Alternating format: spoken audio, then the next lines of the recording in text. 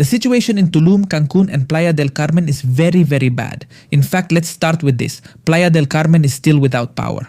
Neighborhoods in the city have been affected by blackouts for more than 24 hours. As if that wasn't enough, please pay attention to the news. And the blackouts continue in Playa del Carmen. For the third day in a row, power outages are being reported. This can't be possible. Guys, this is one of the top tourist destinations in the world, and yet it still can't provide decent electricity. As if that wasn't enough, this is what the beaches of Tulum look like. Or well, this is how they looked on March 16th, full of Sargassum. But please, pay attention. May 5th of this year. Look at this, Playa Tecate, Tulum. Look at the amount of Sargassum, guys. No, it's crazy. I mean, not even the beaches are nice anymore. Now, I understand that this is part of nature, but it definitely affects tourism. Don't fool yourself about that. No doubt. Now, do you know what's not part of nature? This. Businesses are closing on Huayacan Avenue. I think that's how you say it. It's reported that high rents and low sales are the cause of business closures in the area. This is in Cancun, by the way. This is an area with rising property values in the city of Cancun. It's booming due to the constant opening of multiple residential developments for middle class and above, as well as commercial areas. And here there's a business called Don Sirloin. Apparently, it has closed down, and many other commercial establishments have had to shut their doors. Let me show you so you can get a sense of it. I did some research, and this here is Huayacan Avenue. It connects downtown Cancun with none other than the Cancun International Airport. So just imagine, it's not a minor avenue. It's a pretty important avenue. Like they said, it's an avenue that's booming. And even so, many businesses are closing their doors. And guys, pay attention to the following. International tourism is declining at Cancun's beaches, and not only in Cancun. Los Cabos and Puerto Vallarta. Ah, how unfortunate. This news is from 2 days ago, but watch out, that's not all. Please, let's watch this report from ADN 40, where they talk about the topic of Tulum. Pay attention. For many years, it was a worldwide draw. It hasn't fully recovered. What was once a hope now remains uncertain. The economy has gone down for everyone. I mean, there's no tourism. Tulum, guys. It's been almost a year since the controversy, and it still hasn't fully recovered. And look, I'll be honest, I want it to recover. It's the best for everyone. There are a lot of hardworking people who live in Tulum. They're not to blame for the fact that there are scammer taxi drivers, for all of that happening. Many people are extremely hardworking and dedicated, working hard every day for their families in Tulum. The problem, guys, is that, well, tourists won't come on their own. They have to offer tourists a good experience and give them a reason to visit. Just look at this. Closed shops. Unbelievable. Tulum can't recover from a crisis that started last year. Almost a year of crisis, guys. They said it was just a season. Do you remember?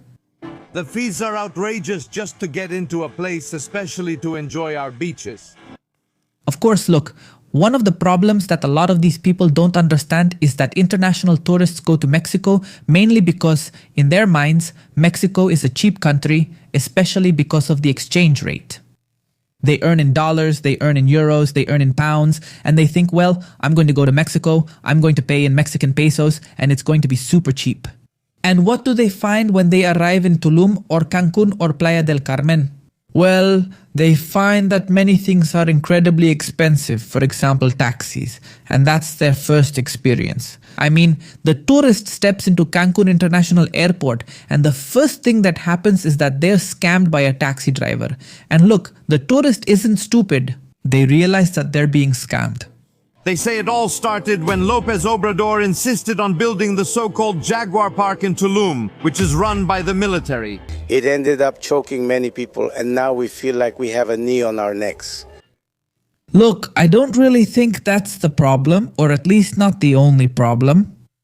Honestly, I mean, this is largely the fault of many of the people in Tulum who have tried to take advantage of tourists. That's the problem. I mean, citizens bear some responsibility, but I'm telling you, the problem is that, of course, there are also hardworking people in Tulum.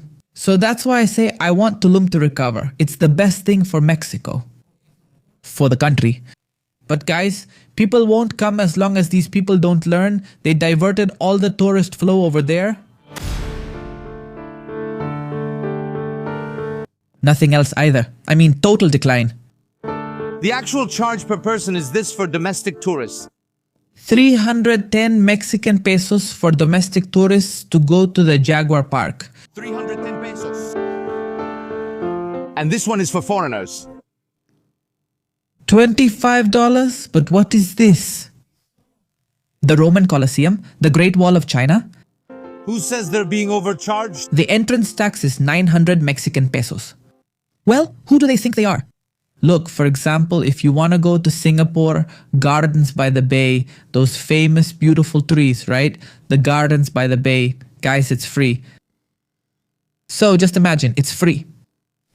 Unbelievable. For tourists, like an extra on top of what you already pay, which is a lot. We walked around the artisan market next to this park. Out of the 87 shops, only 14 were open. Of course, I'm not surprised. Atole con el dedo, un vil engaño por parte de las autoridades de que esto iba a mejorar. At the top, neither the frame nor the hub used by the Papantla flyers is there anymore. What did they do? All 5 of them left.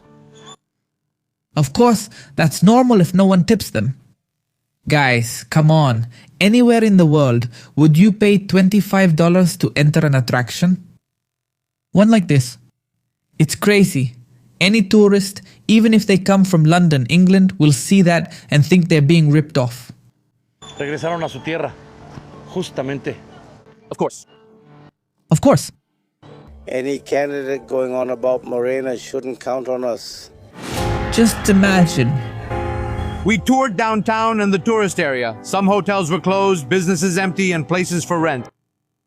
It's awful, huh? Awful. It's really tough. I'm closing my hotel this year. It had 14 rooms with capacity for about 90 people.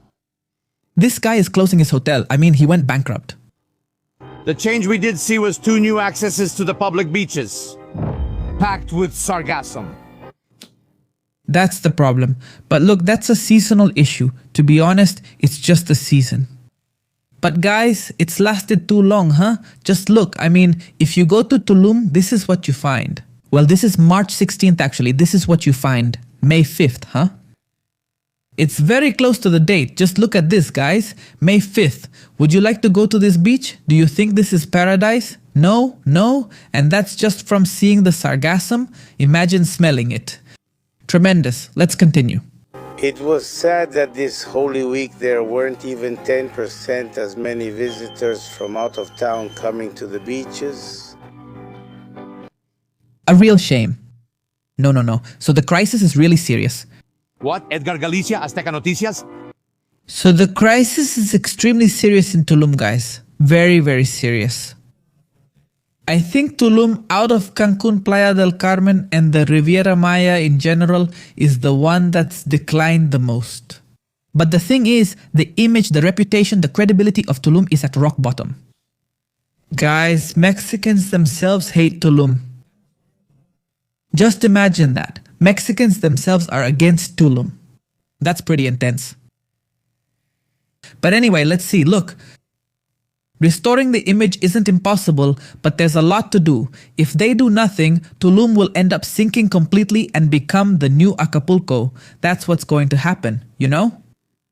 Tulum is doomed. Unless they do something, but they have to get to work.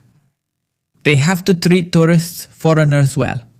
There has to be work done, and greater promotion of the destination, both by the government of Mexico, the local and state government, as well as by the citizens and the business owners there. I mean, that has to happen. But everyone has to work together, because I'm telling you, the situation in Tulum is really, really bad. Oh, and one more thing. They should tell the airport taxi drivers to go to hell. That's also extremely important. So, gentlemen, see you next time.